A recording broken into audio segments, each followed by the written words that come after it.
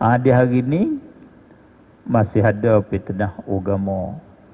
Bahkan fitnah yang terkama dia lebih dahsyat, lebih kuat. Habis satu fitnah, datanya fitnah yang kedua, lebih kuat lagi sehingga berlakunya kiamat. Maka untuk kita nak jaga fitnah ni macam mana? Itu salah satu daripada perkara yang penting. Perkara yang besar di dalam hidup kita. Kita nak jaga fitnah agama.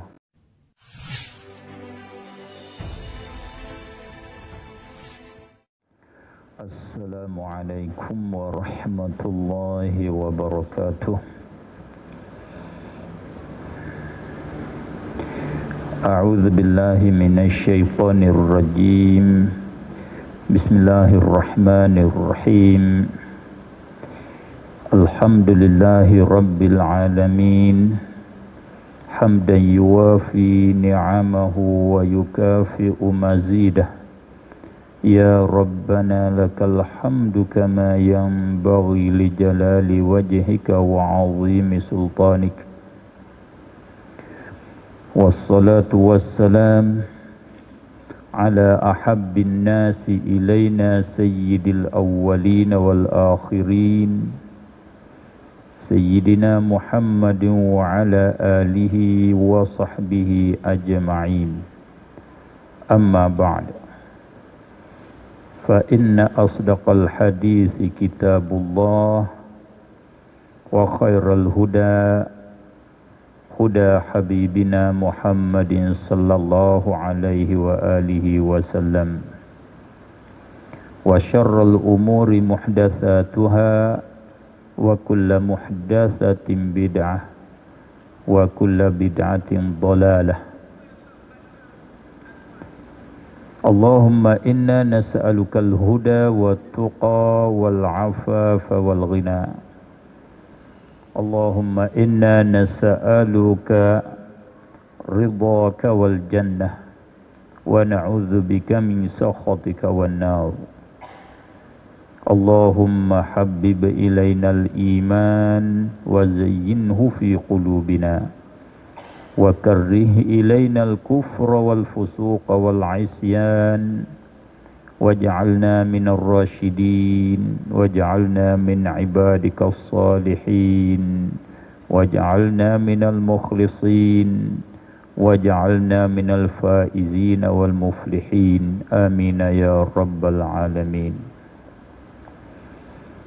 Alhamdulillah wa syukrulillah. Sama-sama kita berasa,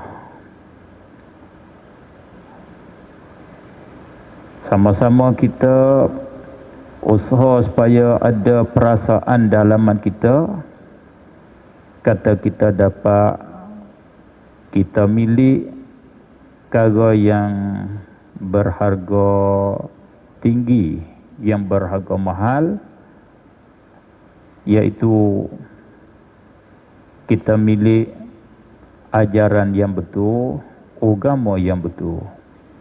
Alhamdulillah.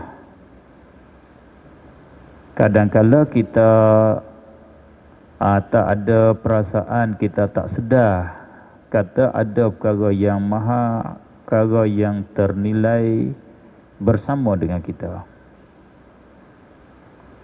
Ajaran yang betul itu adalah perkara yang tak boleh nak dinilai harga, kerana sangat-sangat mahalnya, sangat tingginya.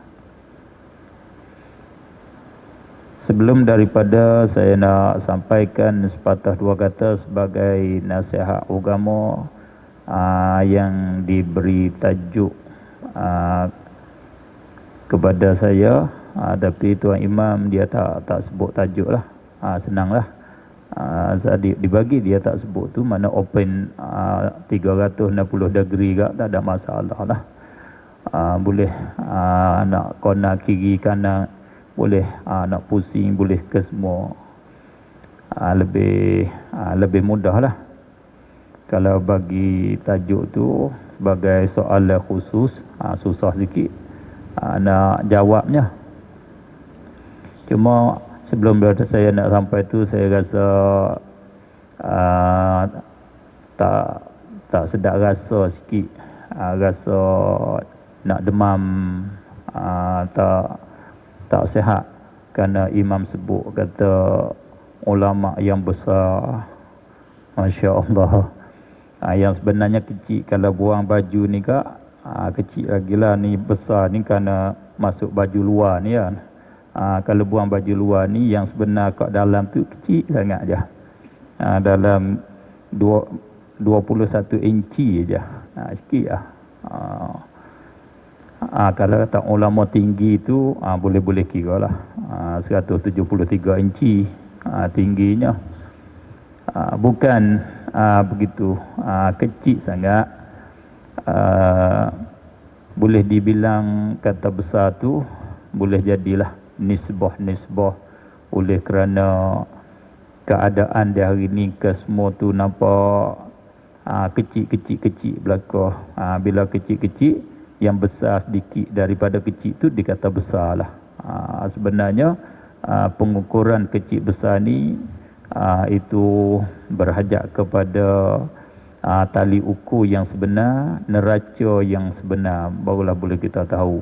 Kita tak ada neraca boleh buat ukur. Kita semua bukan neraca untuk ukur kecil besar. Bukan kita milik neraca itu. Neraca dia ada orang yang khusus,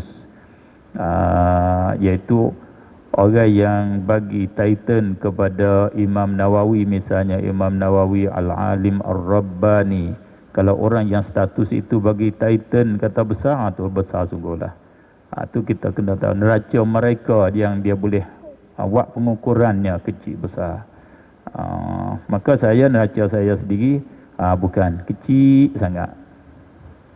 Walau bagaimanapun, untuk nak berkongsi bina di atas hadis Rasulullah sallallahu alaihi wasallam, ad-dinun nasihah, agama adalah nasihat. Berkongsi untuk menyebar agama Allah, mempertahankan agama Allah, itu saja.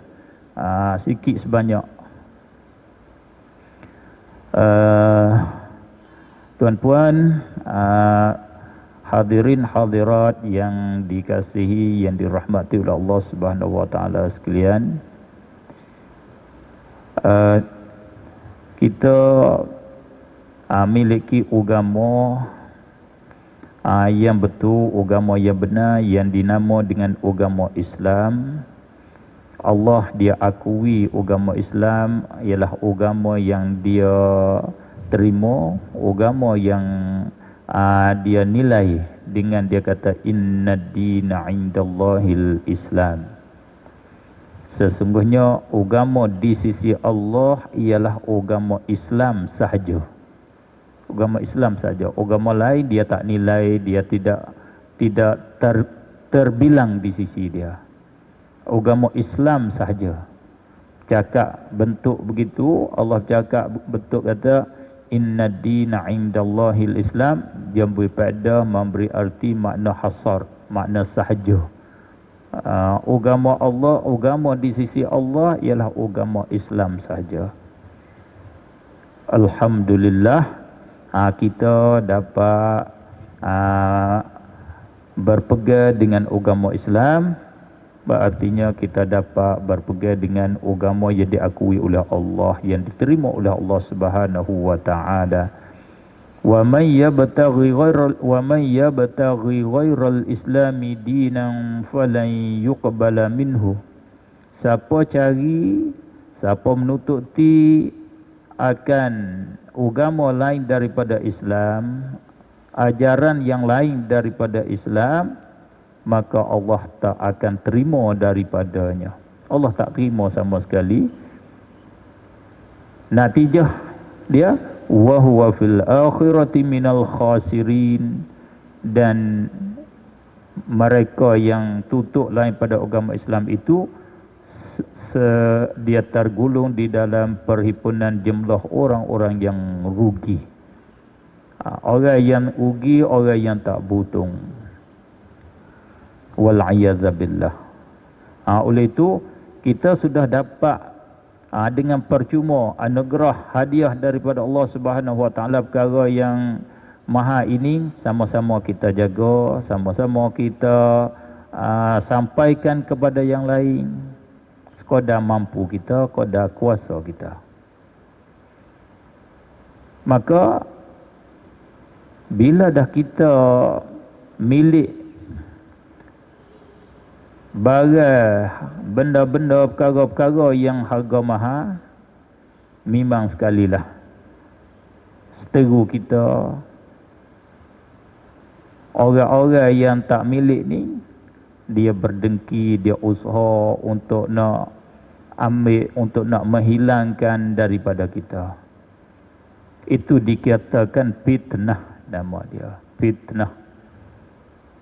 Satu daripada fitnah, fitnah untuk menghilangkan agama, untuk menghancurkan agama yang kita milik. Maka bukan kata fitnah ini di akhir zaman saja. Fitnahnya setiap masa orang bawa agama, dia kena fitnah. Kerana maklum dia milik barang harga mahal. Bila barang harga mahal ni semua orang nak curi ambil, nak menghilangkan. Contohnya, bukti yang besarnya, kita maklum Ashabul Kahfi, pemuda ahli gua, bukan? Dia fitnah agama. Dia melarikan diri dia dengan kerana nak jaga agama dia daripada tekanan pemerintah, tekanan dia mengaku dia tu Tuhan lain pada Allah, suruh sembah dia, suruh taat pada dia, tu ajaran sesat dia. Maka pemuda yang tersebut tak boleh, ini adalah fitnah di dalam agama. Dia buat lari diri, lari kuat dia, buat keputusan, lari diri masuk di dalam gua. Bila dia masuk di dalam gua, Allah mematikan dia sampai pada masa 300 tahun dia. Kemudian Allah menghidup kembali sebagai nak jadi tanda kekuasaan Allah Subhanahu Wa Taala. Itu apa? Fitnah agama, bukan di hari ini saja. Oleh itu di hari ini masih ada fitnah agama. Bahkan fitnah yang terkama dia lebih dahsyat, lebih kuat. Habis satu fitnah, datanya fitnah yang kedua, lebih kuat lagi sehingga berlakunya kiamat. Maka untuk kita nak jaga fitnah ni macam mana? Itu salah satu daripada perkara yang penting, perkara yang besar di dalam hidup kita. Kita nak jaga fitnah agama. Fitnah hak lain tu tak ada problem sangat, kerana dia tak ada hubung kait dengan apa beruntungnya, berjayanya, labanya kita. Ia tak hubung kait untung, berjaya, laba kita. Fitnah yang lain, fitnah pada anak meninggal, rasa fitnah dah. Mati, rasa besar di sisi kita, tak susah.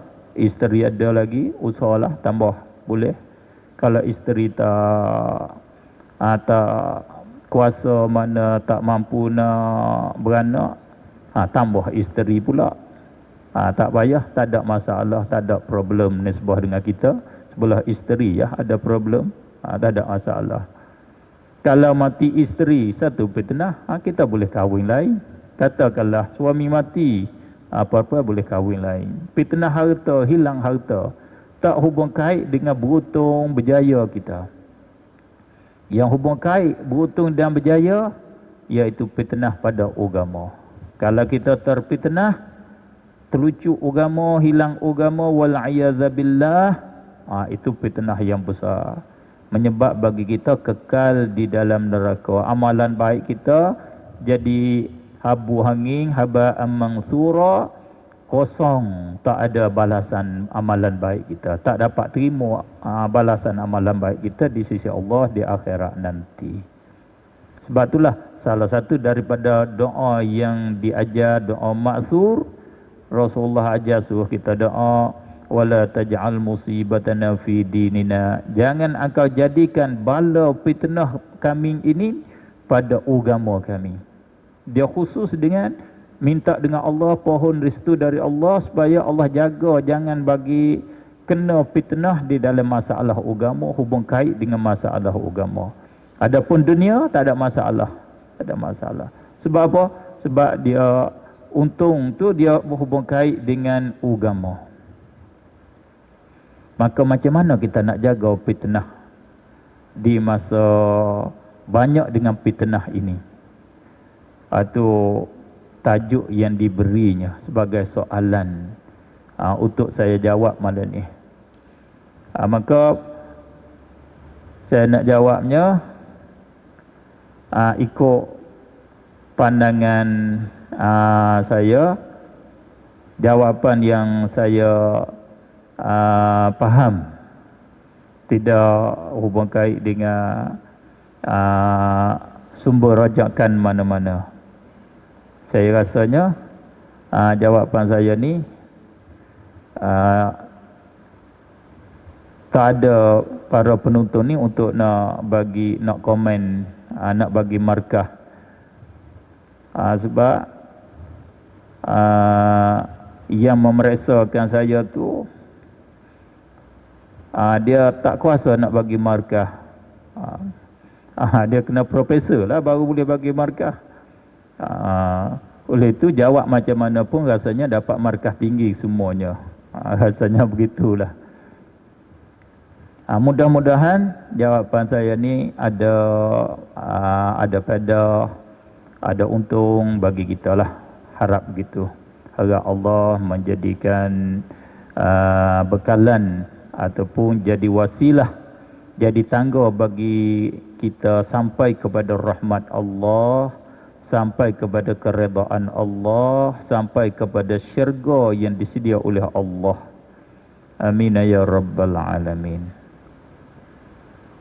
Maka saya bila soalan ni tujukan,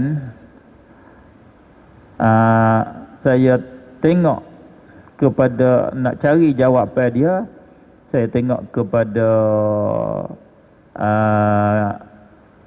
ayat-ayat Al-Quran, hukum-hukum Allah. Maka dapati bahwasanya jawapan dia berada di dalam perkataan ataupun hukum Allah ke atas manusia dengan kata beruntung. Saya tengok kat situlah. Siapakah yang Allah hukum kata orang yang beruntung, orang yang beruntung, orang yang bertuah, mereka yang bernasib baik. Maka nak jaga tak jadi untung, tak bertuah seorang kalau dia terfitnah pada agama dia. Kalau agama dia kena fitnah, maka orang ni tak masuk di dalam orang beruntung. Bila kata orang beruntung artinya agama dia terkawal, agama dia terjaga. Bila kita baca ayat-ayat Al-Quran, kita dapati Allah hukum orang-orang yang beruntung tu dengan beberapa sifat. Wa ulaika humul muflihun, qad aflahal mu'minun, ulaika humul faizun. Ambil hujung ayat dia. Siapa nak tahu siapa tu, tengok di awal ayat dia. Awal dia nak boleh Allah hukum kata ulaika, mereka tersebut, hum, mereka sahajalah al-muflihun, yang beruntung. Ulaika, mereka lah humul faizun, yang bernasib baik, yang dapat kemenangan. Surah Al-Mu'minun saja Allah sebut di awal kata qad aflahal mu'minun, sungguhnya beruntung orang-orang yang beriman. Dengan secara kesimpulannya, Yang membawa untung kepada seseorang, satunya iman. Iman. Apa iman? Iaitu terima dengan ketuhanan Allah, dan kita terima dengan kerasulan Nabi Muhammad sallallahu alaihi wasallam. Itu pokok iman. Orang-orang yang terima ketuhanan Allah, terima kerasulan Nabi Muhammad, ketuhanan Allah itu bukan terima ketuhanan Allah dengan bentuk kata aku percaya, aku terima Allah sebagai Tuhan Rabbul Alamin. Itu tak cukup lagi, tak sempurna iman lagi. Sebab ada setengah-setengah kufar dia beriman begitu. Dengan sebab demikian jadi syubhah di dalam masalah agama, jadi fitnah di dalam agama. Tauhid dibagi kepada 3. Tauhid rububiyah, uluhiyah, asma wa sifat. Oleh kerana ada sebahagian daripada kufar dia mengaku dengan ketuhanan Allah. Tetapi bila nak jadi fitnah dalam agama, tersalahnya, silapnya, cara pemahaman, cara faham, dikata kesemua kufar tidak istisna, tidak dikecualikan, sama ada Fir'aun, sama ada Namrud. Kesemua kufar terima dengan ketuhanan Allah. Hanya kufar yang dia jadi kufur, yang jadi kafir, yang salahnya dia tidak terima dengan kata Allah itu berhak disembah. Allah sahaja berhak disembah. Dia kufur jadi kafirnya dengan sebab dia sembah yang lain daripada Allah. Itu jadi fitnah di dalam masalah agama. Pembahagian tauhid kepada 3 jadi fitnah besar di dalam agama. Menyebab bagi riddah, menyebab bagi jadi kekufuran, jadi kufur dengan tauhid yang 3. Itu fitnah. Itu fitnah. Oleh itu, maksud dengan kita mengaku ketuhanan kepada Allah, iaitu kita mengaku dengan kata ketuhanan Allah itu hanya ketentuan dengan Allah, tidak sabit ketuhanan bagi yang lain daripada Allah. Dengan kata lain, Allah sahaja yang bersifat dengan ketuhanan. Itu makna mengaku ketuhanan kepada Allah.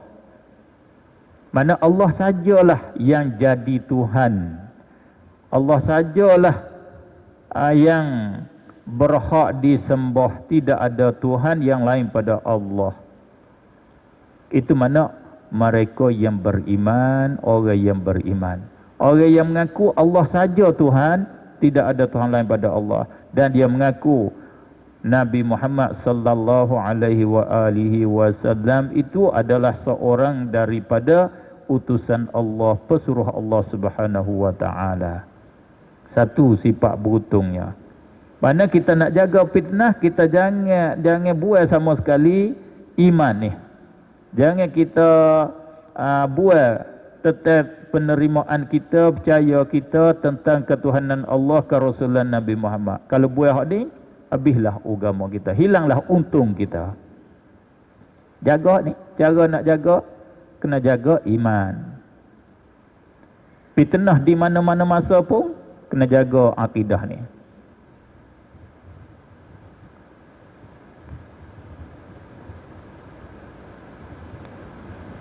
Dan orang yang Allah hukum dengan beruntung juga, Allah kata orang yang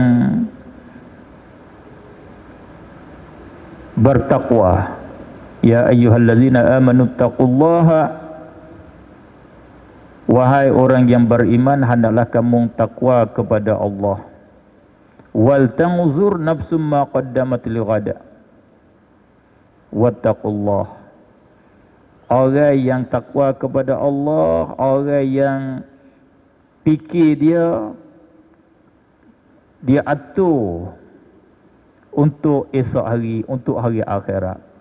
Gerak geri dia atur macam mana untuk dia nak terus ke akhirat, kena buat apa, kena kerja apa. Ini orang al-faizun. Orang ni Allah kata, orang ashabul jannah, la yastawi ashabun nari wa ashabul jannah, ashabul jannati humul faizun.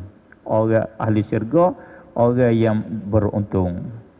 Orang yang takwa kepada Allah, orang yang nazar pandangnya dia untuk ghadat, untuk besok hari, untuk hari akhirat. Di awal Al-Quran, orang yang beruntung iaitu orang yang muttaqun, orang muttaqin. Al-Quran jadi penunjuk bagi al-muttaqin. Zalikal kitabu la raiba fihi hudal lil muttaqin.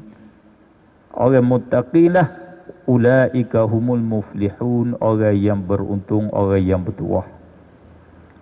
Kena bersifat dengan taqwa, kena berwaspada, kena jaga-jaga tentang arahan daripada Allah Subhanahu wa taala. Rumus takwa sebagaimana kita sudah maklum, iaitu kita tunai perintah Allah. Apa hak dia perintah dengan secara praktikal, cara buat, kita buat. Hak dia perintah suruh tinggal, kita tinggal. Itulah arti kita takwa. Jaga daripada kemurkaan Allah, jaga daripada azab Allah Subhanahu wa taala. Pendeknya, kita bawa agama dengan secara betul, itulah sebagai benteng yang boleh kita jaga daripada segala fitnah. Itulah perkara yang menguntungkan kita di masa hidup kita yang samantara dan di masa hidup kita yang lagi akan datang. Di mana kita hidup, tempat kita hidup di mana, situ kita beruntung, kita berjaya. Kita bawa agama yang betul inilah yang tak jadi fitnah, kerana kita berubang ambing, kita muzabzabin, kita sekali kiri, sekali kanan. Itulah yang jadi fitnah. Kalau kita betul-betul bawa ajaran agama, insya-Allah memang Allah jaga kita. Kita terjaga, terkawal. Kerana kita maklum. Kata agama ni apa dia? Kalau kita faham, kita belajar dah, kita tahulah agama. Cuba kita rumuskan makna agama, hakikat agama, definisi agama. Definisi agama dengan secara rumus, dengan cara himpun ijmal, iaitu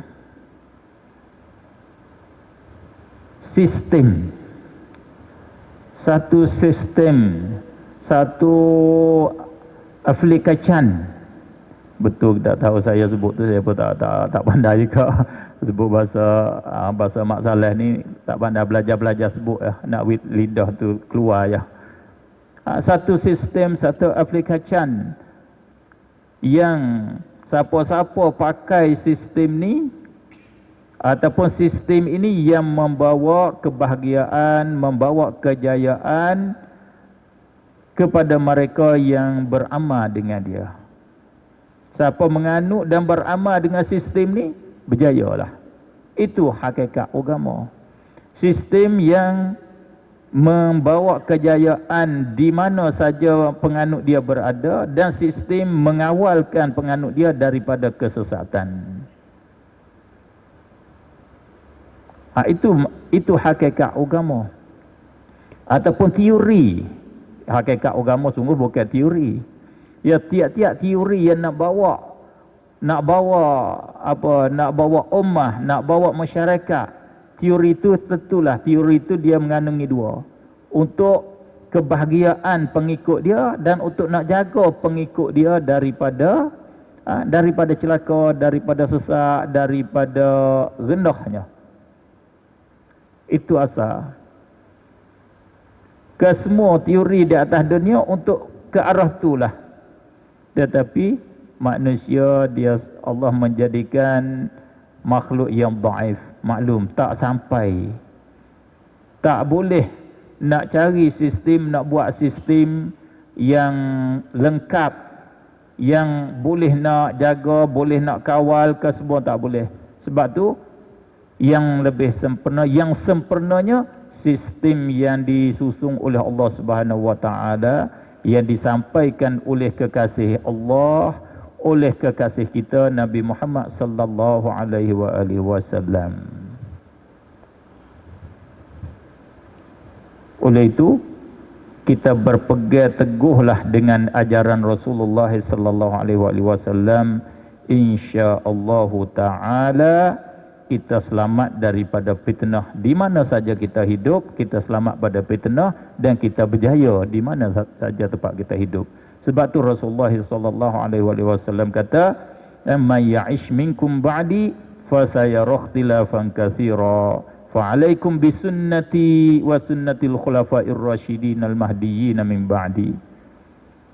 Siapa yang hidup daripada kalangan kamu selepas daripada aku, kamu akan dapat melihat, kamu boleh nampak perselisihan yang banyak, arus yang banyak. Orang ni arus dia ke sini, orang ni arus dia ke sini, banyak arus dia. Untuk nak jaga, itu nama fitnah. Semua fitnah agama ni bukan baru muncul di masa kita. Selepas pada wafat Rasulullah, selalu dah fitnah berturut-turut, bertalu-talu sampai kepada masa kita. Macam mana? Tuhan. Boleh lagi.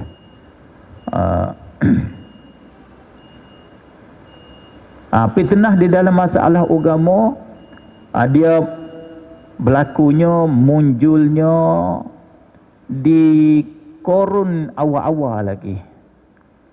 Sebab itulah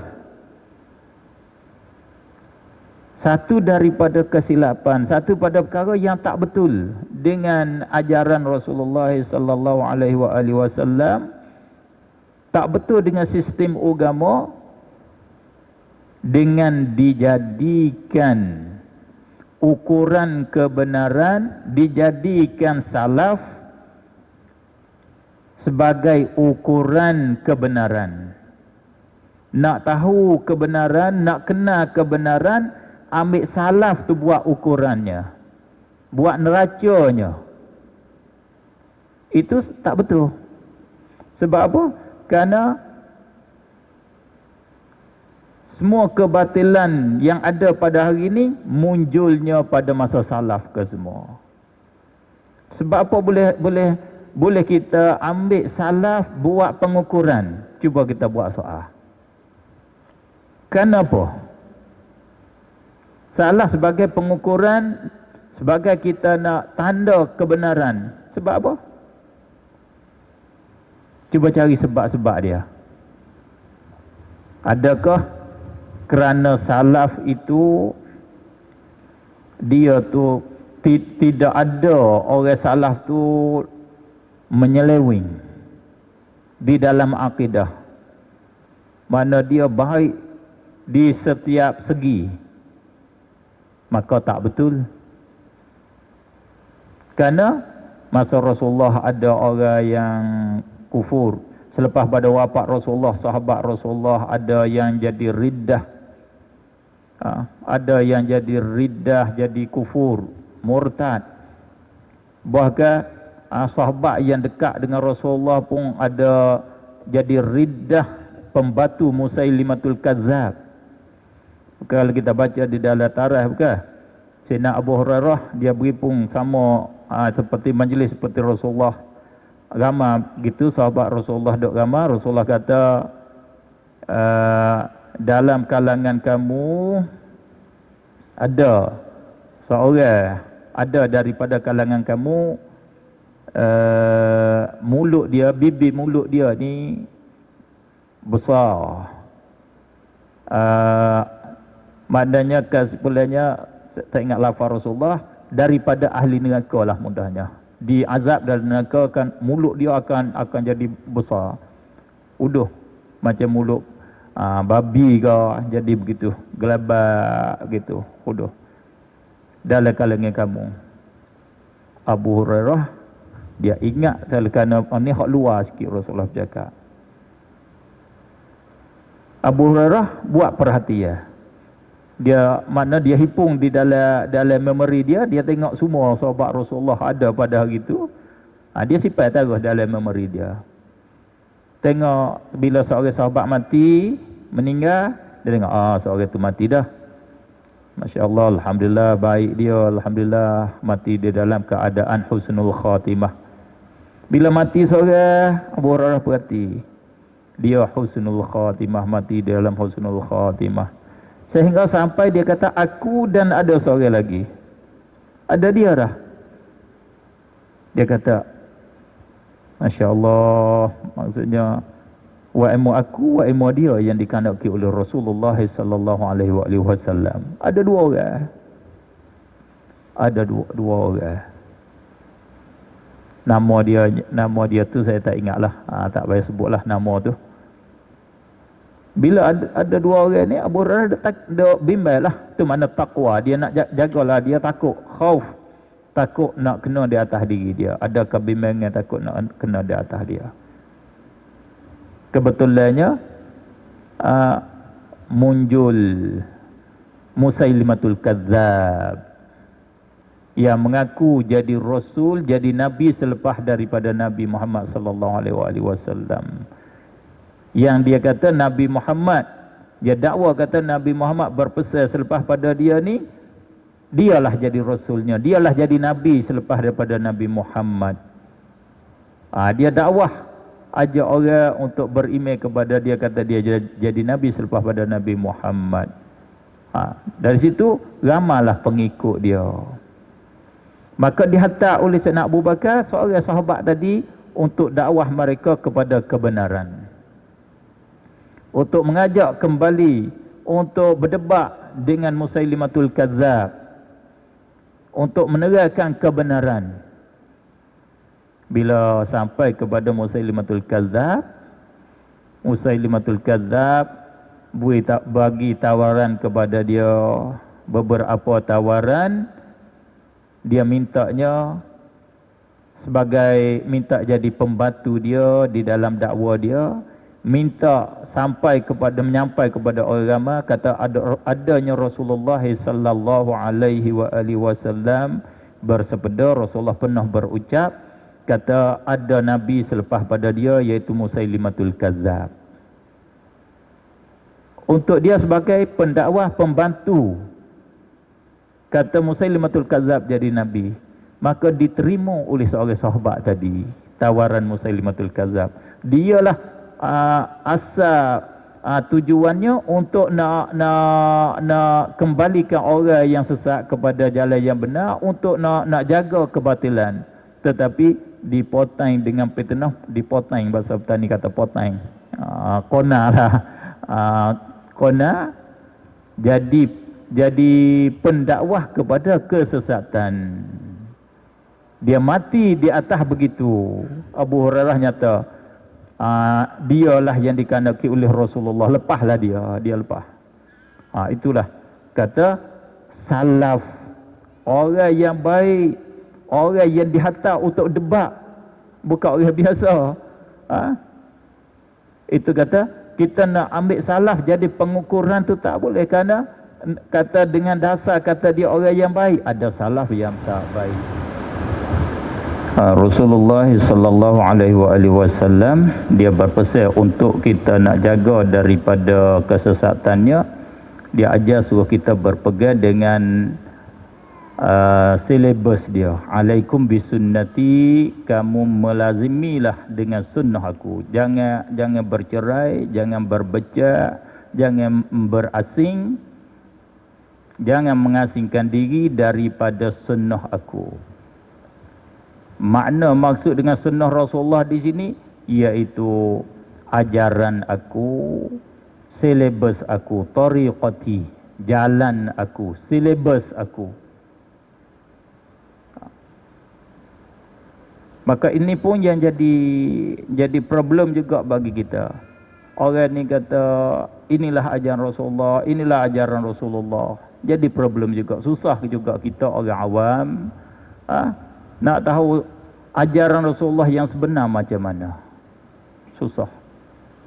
Oleh itu bila saya tengok-tengok cara ulama kita bercakap, tengok-tengok perhati sebagai duduk kat tengah insaf, boleh buat kesimpulan untuk kita nak bawa agama yang betul, untuk kita nak kenal sunnah Rasulullah sallallahu alaihi wasallam, untuk kita nak tahu pasti dengan secara mendalam sunnah Rasulullah, ajaran Rasulullah, iaitu kita kena kembali kepada akabirul ulama.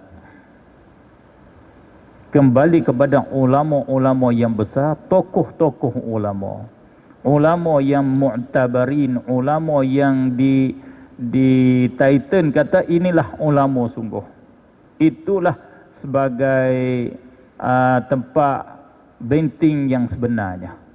Yang lain tu sebagai bilang sebut saja ya, turut Al-Quran, itu sebut saja. Kita nak kembali kepada dia tak ada di dalam kemampuan kita. Mari kita turut sunnah, tak ada di dalam kemampuan kita masing-masing. Tak ada. Tak boleh, kita tak kuasa, tak masuk di dalam kekuasaan kita.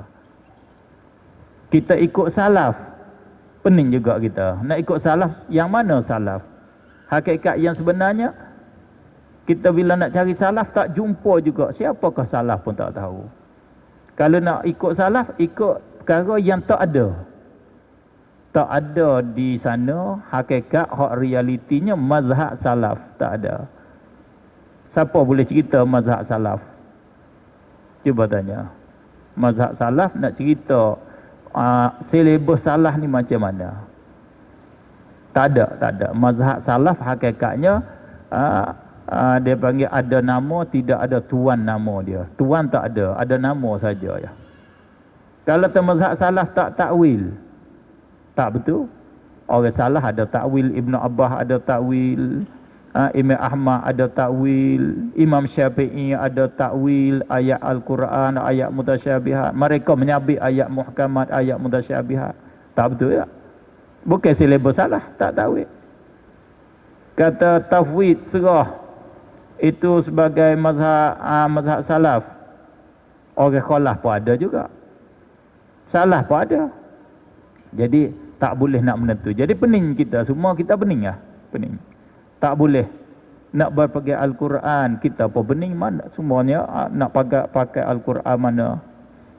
Oleh itu yang tak memeningkan kita, supaya hilang pening kita, makailah pinadunya kembali kepada akabirul ulama, atau pinadu yang sebenar untuk hilang sakit kepala kita. Kembali kepada tokoh yang jadi tokoh di dalam agama sungguh. Mereka inilah yang membawa kita kepada berpegang dengan Al-Quran dan hadis yang sebenar. Mereka faham sungguh Al-Quran, faham sungguh hadis Rasulullah, sunnah Rasulullah. Begini sunnah Rasulullah, begini sunnah Rasulullah. Jangan kita buat ukuran dengan yang lain. Bukan buat ukuran dengan yang lain. Setengah pada ulama, kalau kita baca dalam kitab Madkhal bagi Ibnul Hajj, ini kipah-kipah angin ini bid'ah. Satu perkara bid'ah yang salah. Lebih lagi, ikon ni pula lebih pada kipah lagi. Sangat-sangat baru lagi. Sebab apa dia hukum bid'ah? Kerana tidak ada pada masa salaf. Dia ambil salah tu buat pengukuran. Maka, bolehkah macam tu? Tak betul. Tak betul. Itu bukan pengukuran dia. Bukan pengukuran. Ulama kita, hak mu'tabarin, ulama yang besar-besar, dia faham Al-Quran dan Al-Hadis. Perkara adat, perkara hak, dia panggil adat kalau bahasa kita Malaysia ke apa? Perkara biasa ni, perkara hak bukan sakut paut dengan agama ni. Main bola lah, main sepak takraw lah, main badminton lah, kipas angin aircon. Perkara ni perkara masuk dalam perkara mubahat, perkara yang harus selama tidak ada bertentangan dengan ajaran agama. Kalau tak bertentangan ajaran dengan agama, teruskanlah. Itu kaedah Al-Quran, kaedah ada. Ini hakikat sunnah sungguh. Kita nak pakai kipas, ya boleh. Sebab apa? Tidak bercanggah dengan kaedah agama. Kalau kipas ni bercanggah kaedah agama, tak boleh. Misalnya, ya letak kipas rendah, bila orang lalu dia pasang kipas, kena kepala, kena tekak, putus tekak. Itu tak boleh lah bercanggah dengan agama. Tak boleh pakai kipas tu. Bid'ah kipas tu. Bila orang lalu dia pasang. Itu tak boleh lah. Kerana memberi mudarat. Memberi mudarat ni ada larangan daripada Al-Quran. La tulqu anfusakum ila tahlukah dan umpamanya. La taqtulu anfusakum, jangan kamu bunuh diri kamu. Diri saudara sama masuk di dalam larangan. Itulah yang boleh buat kesimpulannya. Kita kembali pada ulama, tokoh ulama. Sebab itulah Allah dia ajar kita, fasalu ahla zikri in kuntum la ta'lamun. Kamu tanyalah, soalah ahli kemahiran di dalam satu tajuk kalau kamu tak tahu. Tanya orang yang pandai. Orang pandai inilah nama ulama mu'tabarin, ulama yang besar-besar. Peringkat mujtahidin, Imam Syafi'i kita tetap tu sebagai tokoh ulama yang boleh kita ikut dia, tidak ada khilaf. Imam Nawawi sebagai tokoh ulama dalam mazhab kita, tak khilaf dah, kita boleh turut pandangan dia, pendapat dia. Itulah hakikat yang sebenarnya untuk kita nak jaga di fitnah akhir masa, baik lelaki dan perempuan. Maknanya berpegang teguh dengan ajaran agama, kerana ajaran agama ajaran yang cukup dua perkara yang besar. Satunya membawa untung kepada kita, yang kedua jadi benteng daripada bahaya. Itu ajaran agama. Maka soalannya khusus kata perempuan nak jaga macam mana dengan fitnah di akhir zaman. Sama-sama saja. Di dalam agama dia tidak beza antara lelaki dengan perempuan. Jaga dia sama. Cumanya orang perempuan itu dia membuat fitnah pula kepada yang lain. Nak jaga tu lah. Dia fitnah dia perempuan ni apa? Dia membukakan aurat. Dia cakap, dia buat bagi menarik perhatian. Buat orang lelaki ni rasa nak setuh dia. Itu ya fitnah dia. Jaga yang itu, habis selamatlah. Sebab tu di dalam Al-Quran larang orang perempuan bercakap dengan suara lunak, suara lembut, suara buat menarik. Orang perempuan bila nak cakap dengan lelaki ajnabi, jangan cakap dengan cara menarik, dengan cakap lembut. Abang nak gimana tu? Itu jangan cakap dengan biasa ataupun dengan huduh sikitlah. Abang mana? Kena cakap macam tu. Nak jaga cakap begitulah. Betul lagi. Bapa, marilah. Nak balik bila? Tegar macam tu. Balik cepat-cepat. Saya beci ya. Ahmak-ahmak balik. Begitulah lebih kurangnya. Baru tak jadi fitnah. Ni tak. Bila cakap dengan abang kat rumah dia, cakap macam lain. Cakap dengan abang kat tengah jalan, cakap macam lain. Tu jadi fitnah. Akhir-akhirnya, habis rutuh rumah. Rumah abang dia pun rutuh. Rumah abang seorang lagi pun rutuh juga. Rutuh habis. Itu jadi fitnah je. Maka, untuk nak jadi benteng kita juganya, salah satu pada yang sudah berjaya daripada para sahabat dan orang-orang alim kita, dia benteng selain daripada dia meneguhkan agama dia dengan taat mengerjakan arahan Allah, dia beramal juga dengan pesanan, dengan hadis kudusi iaitu dia mengusahakan diri dia supaya dia dekat dengan Allah Subhanahu wa taala dengan membanyakkan mengerjakan yang sunat, dengan membanyakkan zikrullah dan upamanya. Wala yazalu 'abdi yataqarrabu ilayya bin nawafil hatta uhibbah fa idza kuntu ahbabtuhu kuntu sam'ahu allazi yasma'u bih. Sentiasa hamba-Ku dia berdaping diri dengan aku, masuk dekat, nak aku kasih pada dia, masuk dekat dengan aku sampai kepada peringkat aku kasih kepada dia. Mana kita kena membanyakkan yang sunat-sunat. Jangan kita buat qada hak fardu. Bila kita kerja hak sunat, kita sampai pada peringkat Allah kasih, kita jadi waliullah. Allah kasih. Waliullah ni bukan mesti karamah. Bukan mesti boleh terbang, bukan mesti boleh berjalan di atas air baru panggil waliullah. Bukan begitu, tak pasti begitu. Bila kita jaga hurumatillah, kita jaga kayangan-kayangan Allah dan kita banyakkan zikir, kita banyak kerja sunat, kita masuk di dalam jumlah aulia Allah. Orang yang takut pada Allah Subhanahu wa taala, orang jadi waliullah. Dia jadi waliullah, Allah jaga kita. Jaga kita. Lepas tu amalan-amalan yang diajar, zikir-zikir nabawiyah, wirid-wirid daripada Rasulullah, kita amal lah yang itu. Salah satu daripada yang boleh kita ambil hak sudah masak, sudah disusun dahnya, bagi sayanya satu padanya Wirdul Latif. Al-Wirdul Latif yang disusun oleh Habib Abdullah Haddad. Itu salah satu padan cukup bagi kita.